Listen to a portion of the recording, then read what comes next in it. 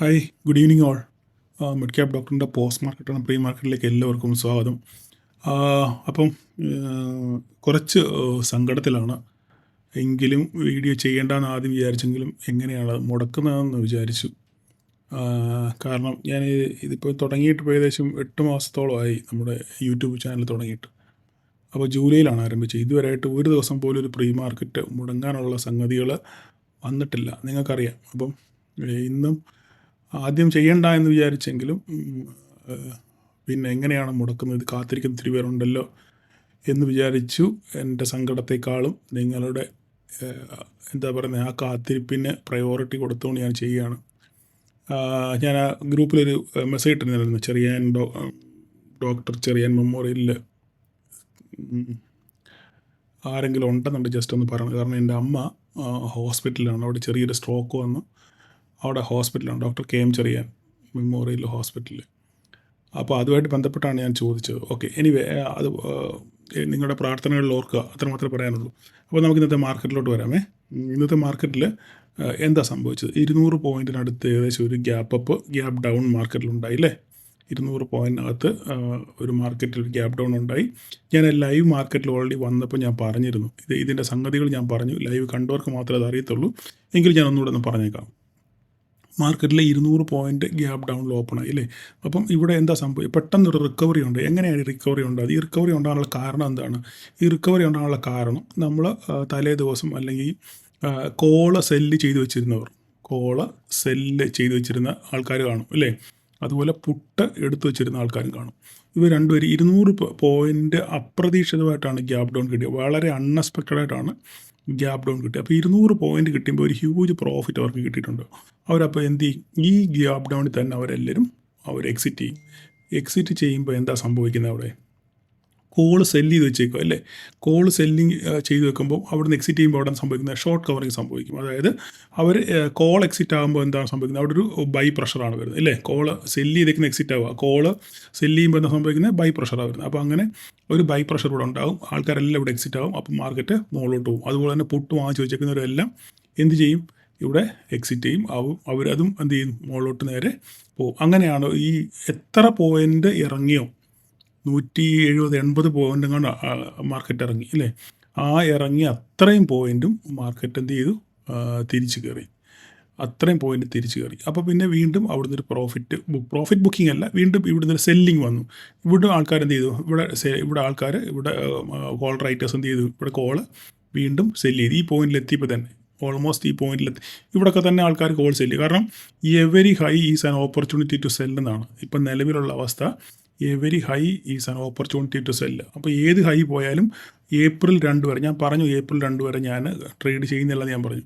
അപ്പോൾ April 2 രാത്രിയിൽ നൈറ്റിൽ ട്രംപ് ഇത് നമ്മുടെ താരിഫിൻ്റെ അത് ആ സ്കെയിൽ പ്രഖ്യാപിക്കുന്നിടം വരെ മാർക്കറ്റിൽ എന്തായിരിക്കും? അൺസർട്ടനിറ്റി ആയിരിക്കും എന്ന് ഞാൻ പറഞ്ഞിരുന്നു. അപ്പം അതുകൊണ്ട് മാർക്കറ്റിന് എങ്ങോട്ട് പോകണം എന്നൊരു ദിശ കാണത്തില്ല. ഓക്കെ, അപ്പം മാർക്കറ്റ് അതുകൊണ്ട് അവിടെ കിടന്ന് ഇങ്ങനെ കറയും കളിക്കത്തേ ഉള്ളൂ. വളരെ അൺസർട്ടനിറ്റിയാണ്. അതുപോലെ തന്നെ വിക്സും കൂടി ഇല്ലേ. വിക്സ് ഏകദേശം 10% വരെ വിക്സ് കൂടി. അപ്പം അതും ഒരു പ്രശ്നമാണ്. അപ്പോൾ വിക്സും കൂടി, അപ്പോൾ മാർക്കറ്റിൽ അൺസർട്ടനിറ്റി വളരെ കൂടുതലാണെന്ന് മനസ്സിലായി. അപ്പം അതിനുശേഷം വീണ്ടും എന്ത് ചെയ്തു? ഇത്രയും ഹൈ പോയി, ഈ 250 പോയിൻറ്റ് പോയി. 170 പോയിൻറ്റ് വീണെങ്കിൽ 250 പോയിൻറ്റ് വീണ്ടും മാർക്കറ്റ് തിരിച്ച് റിക്കവർ ചെയ്തതിന് ശേഷം ആ ഹൈയിൽ നിന്ന് വീണ്ടും സെല്ലിംഗ് പ്രഷർ വന്നു. മാർക്കറ്റ് ഡ്രാസ്റ്റിക്കായിട്ട് വീണു. ഏകദേശം 350 പോയിൻറ്റോളം മാർക്കറ്റ് താഴെ പോയി. കാരണം ഞാൻ ഇന്നലത്തെ എൻ്റെ വീഡിയോയുടെ വീക്കിലി അനാലിസിൻ്റെ ക്യാപ്ഷൻ നിങ്ങൾ കണ്ടാൽ അറിയാം. ഒരു ബിയർ ബുള്ളിനെ കുത്തിന് പിടിച്ച് നിർത്തിയേക്കാണ് വെട്ടാൻ വേണ്ടി ഇല്ലേ. അങ്ങനെയാണ് ഞാനൊരു ക്യാപ്ഷൻ ഇട്ടത്. ഇന്നാണെങ്കിൽ ഒരിക്കലും ഞാൻ വിചാരിച്ചില്ല വെട്ടി ഇത്രയ്ക്ക് ഇത് ഉണ്ടാക്കുമെന്ന് ഞാൻ എന്തെങ്കിലും വിചാരിച്ചില്ല. റിക്കവറിയാണ് ഞാൻ പ്രതീക്ഷിച്ചത്. പക്ഷേങ്കിൽ പുള്ളി അത് ഇന്നത്തെ ക്യാപ്ഷൻ നിങ്ങൾക്ക് കണ്ടാൽ മനസ്സിലാവും. വെട്ടി തുണ്ടമാക്കി പീസാക്കി മേശപ്പുറത്ത് വെച്ചിട്ടുണ്ട്.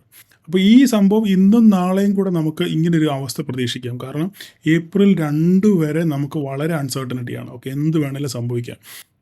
ഒരു പക്ഷെങ്കിൽ എന്തെങ്കിലും ഒരു അനുകൂലമായ സംഭവം ഉണ്ടായാൽ, ട്രംപ് നമുക്ക് ഇന്ത്യൻ മാർക്കറ്റിന് എന്തെങ്കിലും ഒരു അനുകൂലമായിട്ടൊരു സംഭവം പറയുകയാണെന്നുണ്ടെങ്കിൽ ഈ വീണ പോലെ തന്നെ മാർക്കറ്റ് തിരിച്ച് ഭയങ്കരമായിട്ട് തന്നെ തിരിച്ച് ഭയങ്കര റിക്കവറി ആയിരിക്കും. ഈ വീണതിനേക്കാൾ ഫാസ്റ്റ് ആയിരിക്കും റിക്കവറി. അപ്പോൾ അത് നമ്മൾ മാർക്കറ്റിൽ പ്രതീക്ഷിക്കുക. അപ്പം എന്ത് നമ്മൾ മാർക്കറ്റിൽ പ്രതീക്ഷിക്കുക. അങ്ങനെ ഒരു അൺസർട്ടനിറ്റി നിൽക്കുന്നതുകൊണ്ടാണ് വിക്സ് ഇങ്ങനെ 10% കൂടി നിൽക്കുന്നത്. അപ്പോൾ നമ്മൾ വളരെയധികം ശ്രദ്ധിച്ച് ചെയ്യുക. ഇന്ന് പലർക്കും നല്ലപോലെ പ്രോഫിറ്റ് കിട്ടിയിട്ടുണ്ട്, നല്ലപോലെ പ്രോഫിറ്റ് കിട്ടി. പക്ഷെങ്കിൽ എല്ലാവരും സൂക്ഷിച്ച് കണ്ട് ട്രേഡ് ചെയ്യാൻ വേണ്ടി ശ്രദ്ധിക്കുക. എനിക്ക് അത്ര മാത്രമേ പറയാനുള്ളൂ. കാരണം ഓരോ ദിവസം കഴിയും തോറും അൺസർട്ടനിറ്റി കൂടി വരും. ഒരു സെക്കൻഡ്.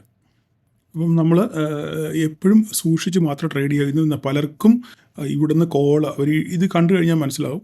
അത് റിസ്കി ട്രേഡേഴ്സ് എപ്പോഴും എന്ത് ചെയ്തു, ഇവിടെ വന്ന് കറക്റ്റ് ഈ സപ്പോർട്ടിൽ വന്ന് സസ്റ്റെയിൻ ചെയ്ത് കഴിഞ്ഞപ്പോൾ തന്നെ എന്ത് ചെയ്തു, ഇത് അവിടെയാണ് ഓപ്പണിങ്, ഇതാണ് ഈ കാണുന്നതാണ് ഓപ്പണിങ്. ഈ ഓപ്പണിങ്ങിൽ തന്നെ മാർക്കറ്റ് മുകളിലോട്ട് കയറിയപ്പം പലരും എടുത്ത് പ്രോഫിറ്റ് എടുത്തു. അതുപോലെ തന്നെ ഈ സിനാരി ഞാൻ ഓൾറെഡി നിങ്ങൾക്ക് കാണിച്ചു തന്നിട്ടുള്ളതാണ്. ഇങ്ങനെ ഒരു അവസ്ഥ വരുമ്പോൾ ഞാൻ ഓൾറെഡി അത് കുറച്ചൊന്ന് വലുതാക്കി കാണിക്കാം.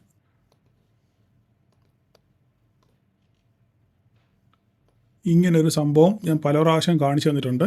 ഇങ്ങനൊരു സിനാരിയോ വരുമ്പോൾ നമ്മളിവിടെ എന്താണ് നോക്കേണ്ടത്, പ്രൈസ് ആക്ഷൻ നോക്കിയിട്ട് നമുക്ക് ട്രേഡ് എടുക്കാം, റിസ്കി ട്രേഡ് എടുക്കാം. സ്റ്റോപ്പ് ലോസ് അപ്പോൾ അതിൻ്റെ മുകളിലായിരിക്കും. കാരണം ഇവിടുന്ന് ഒരു റിജക്ഷൻ വന്നു, പിന്നെ ഒരു റെഡ് സ്പിന്നിങ് ടോപ്പ് വന്നു, അതിനുശേഷം വീണ്ടും ഒരു റെഡ് ക്യാൻഡിൽ വന്നു. അപ്പോൾ നമുക്ക് റിസ്കി ട്രേഡ് എടുക്കാം. മാർക്കറ്റ് താഴോട്ട് പോകാനുള്ള സാധ്യത കൂടുതലാണ്. ഇതിന് സ്റ്റോപ്പ് ലോസ് ഇട്ട് കൃത്യമായ സ്റ്റോപ്പ് ലോസ് നമുക്ക് മാക്സിമം പോയാൽ 10 പോയിന്റ് കൂടുതൽ സ്റ്റോപ്പ് ലോസ് അവിടെ ഇല്ല അല്ലേ. 10 പോയിന്റ് സ്റ്റോപ്പ് ലോസ് ഇട്ട് നമുക്ക് വീണ്ടും ഒരു ട്രേഡ് എടുക്കാം. പക്ഷേങ്കിൽ ഇവിടെ ഒരു ബിഗിനേഴ്സിനെ ഇവിടെ തകർത്ത് കളഞ്ഞിട്ടുണ്ടായിരിക്കണം. കാരണം ഈ ഒരു ക്യാൻഡിൽ കണ്ടുകൊണ്ട് ഒരു ഫേക്ക് ക്യാൻഡിൽ കണ്ടുകൊണ്ട് ആൾക്കാർ എവിടെയെങ്കിലും എടുത്തിട്ടുണ്ടായിരിക്കും. അവർക്ക് നഷ്ടം വരാനുള്ള സാധ്യത വളരെ കൂടുതലാണ്. ബട്ട് നിങ്ങളുടെ സ്റ്റോപ്പ് ലോസ് വെച്ച് നിങ്ങൾ മെയിൻറ്റെയിൻ ചെയ്യണം. മാർക്കറ്റിൽ ഇങ്ങനെ സംഭവിക്കാനുള്ള സാധ്യതയുണ്ട്. കാരണം 100% ഒരിക്കലും നമുക്ക് മാർക്കറ്റിനെ വിശ്വസിക്കാൻ പറ്റത്തില്ല. അവിടെ ഇപ്പോഴും 60 to 70% മാത്രമേ ഉള്ളൂ പ്രോബബിലിറ്റി, അല്ല വിന്നിങ് പ്രോബബിലിറ്റി. അപ്പോൾ ബാക്കി 30% എപ്പോഴും നമ്മൾ ലോസ് കാണണം. ഓക്കെ, അതിനെ നമ്മൾ എങ്ങനെ മാനേജ് ചെയ്യും? സ്റ്റോപ്പ് ലോസ് വെച്ച് അടിച്ചെങ്കിൽ അടിച്ചു, okay, no problem.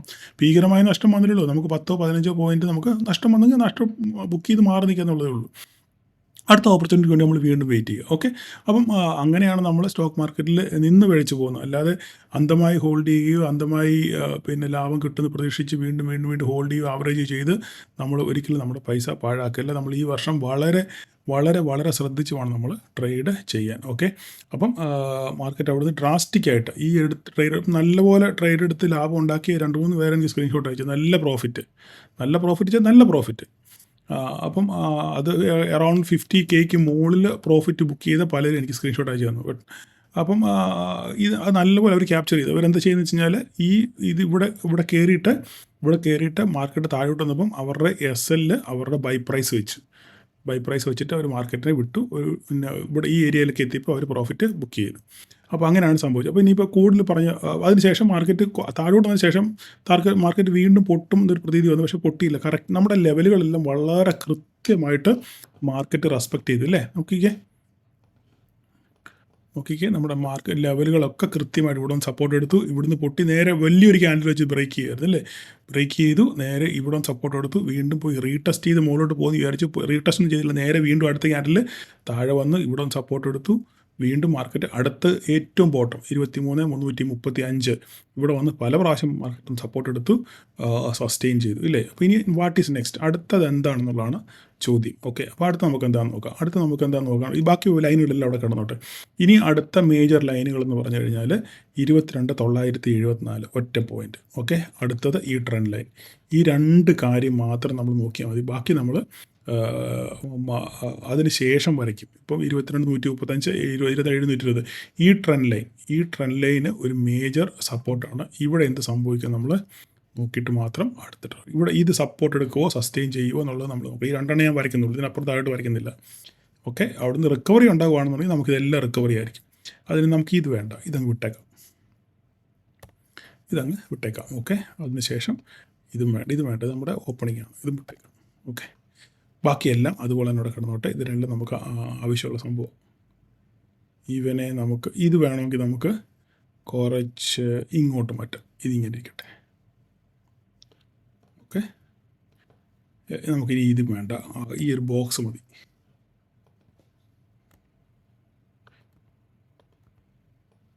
Okay, range നമുക്ക് നോക്കണമെന്നുണ്ടെങ്കിൽ ഇതായിരിക്കും നമ്മുടെ റേഞ്ച്. ഇത് താഴത്തെ റേഞ്ച് അത് തന്നെ, മുകളത്തെ റേഞ്ച് ഇതായിരിക്കും.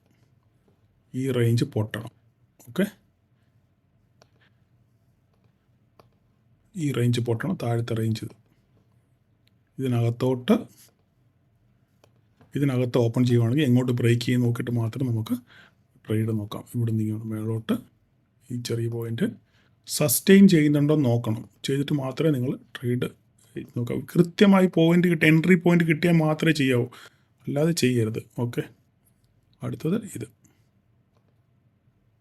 അത്ര അവിടെ നിൽക്കട്ടെ. ബാക്കി പിന്നെ മുകളോട്ട് ലൈൻ കിടപ്പുണ്ട് തോന്നും. ഓക്കെ, അവിടെ കിടപ്പുണ്ടത്. ഓക്കെ, നാളെ അപ്പം ഇന്നത്തെ ഈ രാത്രിയിലത്തെ US മാർക്കറ്റിൻ്റെ ഗതി അനുസരിച്ചിരിക്കും നമ്മുടെ നാളെ മാർക്കറ്റ് ഓപ്പൺ ചെയ്യുന്നത്. ഓക്കെ, അപ്പോൾ ഇതിനകത്ത് എങ്ങനെ ബ്രേക്ക് ചെയ്ത് നോക്കിയിട്ട് മാത്രം നിങ്ങൾ നിഫ്റ്റിയിൽ ട്രേഡ് എടുക്കാൻ നോക്കുക. വേറെ കൂടുതലൊന്നും പറയാനില്ല. ഓക്കെ, അപ്പോൾ ബാങ്ക് നിഫ്റ്റി ഒന്ന് നോക്കാം. ബാങ്ക് നിഫ്റ്റി ജസ്റ്റ് ഒന്ന് പറഞ്ഞു പോവാം. ഓക്കെ, ഒത്തിരിയാണ് ചെയ്യുന്നില്ല, സമയം കളയുന്നുമില്ല, അത്രയ്ക്കുള്ള മൂഡ് എനിക്കില്ല, ക്ഷമിക്കണം. എങ്കിലും ഇതാ മാർക്കറ്റ് നമ്മൾ വരച്ച അതേ ലൈനിൽ തന്നെ വന്ന് സപ്പോർട്ട് എടുത്ത് നിൽക്കുക അല്ലേ. അപ്പോൾ ഇവിടെ പ്രത്യേകിച്ചൊന്നും പറയാനില്ല, ഓൾറെഡി എല്ലാം ഇവിടെ ചെയ്തു വെച്ചിട്ടുണ്ട്. ഇതാണ് നമ്മുടെ റേഞ്ച് അല്ലേ, ഇത് നമ്മുടെ റേഞ്ചാണ്, ഒന്നും പറയാനില്ല. അതേ ലൈൻ തന്നെ നമുക്ക് കുറച്ചൊന്ന് ഇത് വേണമെന്ന് കുറച്ചൊന്ന് അഡ്ജസ്റ്റ് ചെയ്യാം. ഇത് ഇങ്ങോട്ടൊന്ന് അഡ്ജസ്റ്റ് ചെയ്ത് നോക്കാം. ഓക്കെ, ഇത്രയേ ഉള്ളൂ, ഇതിനകത്ത് വേറെ ഒന്നും ചെയ്യാനില്ല.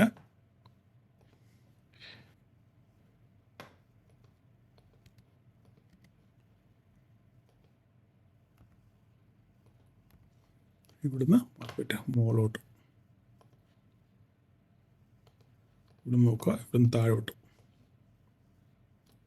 ഓക്കെ, ഇങ്ങോട്ട് ബ്രേക്ക് ചെയ്ത് നോക്കിയിട്ട് നിങ്ങളത് യുക്തം പോലെ ചെയ്യുക. ഓക്കെ, മാർക്കറ്റ് ഇവിടെ ഇതുപോലെ തന്നെ, ഞാനിപ്പോൾ ഒന്നും പറയേണ്ട കാര്യമില്ല. കറക്റ്റ് നമ്മൾ വരച്ച ലൈനിൽ തന്നെ സപ്പോർട്ട് എടുത്ത് റെസിസ്റ്റൻസ് എടുത്ത് ഫേസ് ചെയ്ത് മാർക്കറ്റ് നേരെ തിരിച്ചു വന്നു അല്ലേ. തിരിച്ചു വന്ന് സപ്പോർട്ട് എടുത്ത് റീടെസ്റ്റ് ചെയ്യാൻ നോക്കി, പറ്റിയില്ല. നേരെ താഴെ പോയി ഇവിടെ കൺസോളിഡേറ്റ് ചെയ്ത് നമ്മുടെ ലൈനിൽ തന്നെ കറക്റ്റ് നിഫ്റ്റി ചെയ്ത പോലെ തന്നെ ഇവിടെ തന്നെ സംഭവിച്ചു. ഓക്കെ, അപ്പോൾ നിങ്ങളത് നോക്കി ചെയ്യുക. ഓക്കെ, പ്രത്യേകിച്ച് എനിക്ക് എവിടെയും കൃത്യമായിട്ട് പറയാനൊന്നുമില്ല. എങ്ങോട്ട് ബ്രേക്ക് ചെയ്യുന്നു, ലെവലുകൾ നിങ്ങൾക്ക് കിട്ടിയല്ലോ, അത് മാത്രമല്ല. പിന്നെ അടുത്തൊരു കാര്യം പറയാനുള്ളത്, നമ്മുടെ മിഡ് ക്യാപ്പിനകത്തിലാണെങ്കിൽ വലിയൊരു ഫോൾ വന്നില്ല. മിഡ് ക്യാപ്പിനകത്തിൽ നിങ്ങൾക്ക് കണ്ടാൽ മനസ്സിലാവും, വലിയൊരു ഫോൾ മിഡ് ക്യാപ്പിനകത്ത് വന്നില്ല. ഓക്കെ, സാധാരണ രീതിയിലൊരു സിവിയർ ഫോൾ വരേണ്ടതാണ്, പക്ഷെങ്കിൽ വന്നില്ല. അപ്പോൾ നമുക്കതൊന്ന് മാനേജ് ചെയ്ത് നോക്കാം. അപ്പോൾ ഇവിടെ നോക്കാനുള്ളത് ഈ പോയിൻ്റ് തന്നെയാണ്. ഈ പോയിൻ്റ് ഇതിനകത്ത് ഇത് പ്രത്യേകിച്ച് ഒന്നും ഇല്ല ഇതിനകത്ത്. ഈ പോയിൻ്റ് തന്നെയാണ്. ഇതിന് നമ്മളൊന്നും മാറ്റേണ്ട കാര്യം, ഇന്നൊന്നും മാറ്റേണ്ട കാര്യമില്ലല്ലോ. ഓക്കെ, ഇതിനകത്ത് മാർക്കറ്റ് ഓപ്പൺ ചെയ്യുകയാണെങ്കിൽ എങ്ങോട്ട് ബ്രേക്ക് ചെയ്ത് നോക്കുക. ഓക്കെ, ഞാനീ പറയുന്ന പോലെ ചുമ്മാ വരയ്ക്കൊന്നും അല്ല കേട്ടോ, ഇതൊന്ന് അഡ്ജസ്റ്റ് ചെയ്യാം നമുക്ക്. ഒരു മിനിറ്റ് നോക്കിക്കോട്ടെ. ഓക്കെ, അത് കറക്റ്റ് ഇങ്ങനെ തന്നെയാണ്. അത് എന്താണ്, ഗ്രീനാണ്. അടുത്ത ലൈന് ഇത്, അത് മാറ്റേണ്ട കാര്യമില്ല, അവിടെ കിടന്നോട്ടെ. ഓക്കെ, മിഡ് ക്യാപ്പ് ഇതാണ്. അപ്പോൾ ഇതിനകത്ത് ഓപ്പൺ ചെയ്യുവാണെങ്കിൽ എങ്ങോട്ട് ബ്രേക്ക് ചെയ്ത് നോക്കിയിട്ട് മാത്രം നിങ്ങൾ ട്രൈ ചെയ്ത് നോക്കുക. ബാക്കിയൊന്നും ഞാൻ വരയ്ക്കുന്നില്ല. ഓക്കെ, അപ്പം ഇത് രണ്ടുമാണ് നാളത്തേക്കുള്ള. അപ്പം നാളെ കൂടെ അൺസർട്ടനിറ്റി ഉണ്ട്. നാളത്തെ മാർക്കറ്റ് കൂടെ പ്രശ്നമാണ്. നാളെ രാത്രിയിൽ നമ്മുടെ താരിഫിൻ്റെ പ്രശ്നങ്ങൾ വരത്തുള്ളൂ. എന്തെങ്കിലും എക്സംഷൻ ഇന്ത്യക്ക് കിട്ടുകയാണെന്നുണ്ടെങ്കിൽ മാർക്കറ്റ് പറക്കും. ഇല്ല, പ്രതികൂലമാണെന്നുണ്ടെങ്കിൽ മാർക്കറ്റ് പൊട്ടിയാൽ 22,000 വരെ മേജർ സപ്പോർട്ട് 22,000 ആണ്. ഓക്കെ, അതിനുശേഷം എന്ത് സംഭവിക്കുന്നുള്ളത് നമുക്ക് നോക്കിക്കാണാം. എന്തായാലും നമുക്ക് നാളെ വഴിയെ നമുക്ക് നോക്കാം എന്ത് സംഭവിക്കും. എന്തായാലും വെട്ടിക്കണ്ടിച്ച് ടേബിളിൽ വെച്ചിട്ടുണ്ട്. ഇനിയിപ്പോൾ ഇത് പാത്രത്തിൽ കറിയാക്കുമില്ലെന്നുള്ള കാര്യം നമുക്ക് അടുത്ത ദിവസങ്ങളിൽ കണ്ടറിയാം. ഓക്കെ, അപ്പം എല്ലാവർക്കും ഒരു പ്രോഫിറ്റബിൾ ഡേ ആശംസിക്കുന്നു. Thank you all.